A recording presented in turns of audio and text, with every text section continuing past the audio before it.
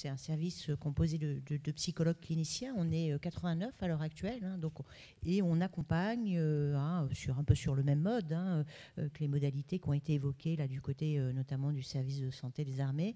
On accompagne les policiers et autour de certains événements, leurs proches et les familles.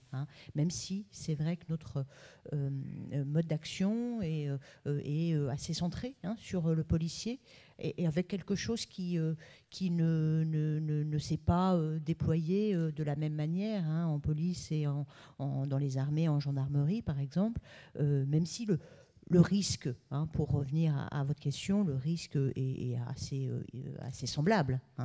C'est des professionnels qui sont exposés, les policiers, quasiment au même titre.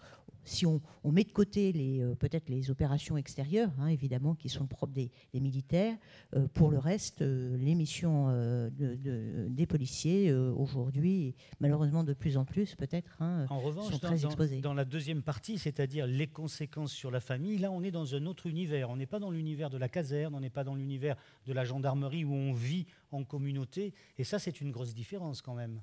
Tout à fait, oui. Alors, même si le métier police, il y a un lien à l'institution qui est très fort aussi, mais qui n'est pas évidemment tout à fait le même. L'esprit de corps chez les militaires, c'est quelque chose de particulier, de fort. La place de la famille est effectivement aussi assez spécifique. En police, on a souvent aussi une demande du côté des policiers et de leur famille de séparer un peu les choses. Et c'est aussi protecteur, au sens où c'est une façon de préserver aussi la sphère familiale, de ne pas trop évoquer le métier et parfois les risques qu'on prend aussi. Et quand dans le son drame métier. se produit, ça interroge quand même comment est-ce que vous pouvez agir dans le civil, aller en aide spontanément à des familles, alors qu'on est encore une fois dans un régime normal, pas spécial comme celui des militaires. Qu'est-ce que vous faites alors concrètement pour les familles ? Alors, d'abord, comme en venant ici, je regardais différentes études. Il y a quand même quelque chose, effectivement, qui autour de la question du risque traumatique, qui est récurrent comme facteur de protection principal par rapport à cette question du risque traumatique. C'est la qualité de ce qu'on appelle le support social, le soutien social. Et le soutien social, c'est quoi ? C'est la famille. Je crois que ça a été bien évoqué dans le tout premier reportage qu'on a vu. C'est la base arrière, les militaires disent souvent ça, et les policiers aussi ont cette même base arrière. Et l'autre peut-être volet de soutien social, c'est quand même l'entourage professionnel. Là, je crois qu'aussi, peut-être on en parle peu, mais dans la thématique de votre soirée, comme vous avez parlé des proches. Oui, les proches, oui, c'est vrai. Cette notion de proche, c'est au-delà de la famille. C'est aussi l'entourage et le premier soutien, que ce soit pour un policier, je pense, pour un gendarme, pour avoir travaillé quelque temps aussi en gendarmerie, le premier des soutiens, c'est quand même le soutien de ses pairs. C'est quand même les camarades. Je crois que ça a été évoqué aussi là, dans ce reportage. Et aussi le soutien et la réaction des responsables hiérarchiques. Des chefs. Vous m'avez dit, et tout ça, on le retrouve, je dirais, de la même manière en police. Ça, c'est exactement. Donc nous, on intervient pour,